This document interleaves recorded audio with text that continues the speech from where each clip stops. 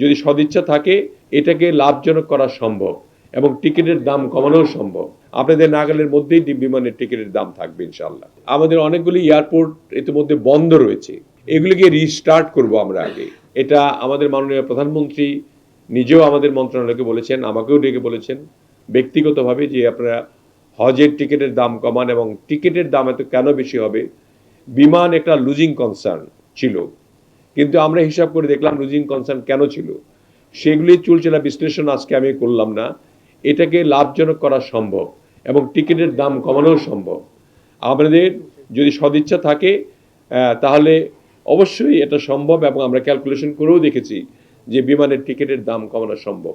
আপনাদের নাগালের মধ্যেই বিমানের টিকিটের দাম থাকবে ইনশাআল্লাহ। আমাদের অনেকগুলি এয়ারপোর্ট ইতিমধ্যে বন্ধ রয়েছে, বিগত সরকার এগুলিকে বন্ধ করে দিয়েছে নানান কারণে, আমি উল্লেখ নাই করলাম। আমাদের বিশেষ করে ঠাকুরগাঁ, নীলফামারী, বগুড়া এগুলি একদম চালু এয়ারপোর্ট ছিল, সেগুলিকে বন্ধ করে রাখা হয়েছে। এগুলিকে রিস্টার্ট করব আমরা আগে, তারপরে নতুন পরিকল্পনা হাতে নিলে যদি নতুন কোনো এয়ারপোর্ট কোনো বিভাগে হয় তাহলে ময়মনসিংহ হবে, আমি যদি এই মন্ত্রণালয়ে থাকি ইনশাআল্লাহ। এটা আপনার কিন্তু তার আগে আমাদেরকে সময় দিতে হবে যেগুলি আছে সেগুলি ঠিক করার জন্য।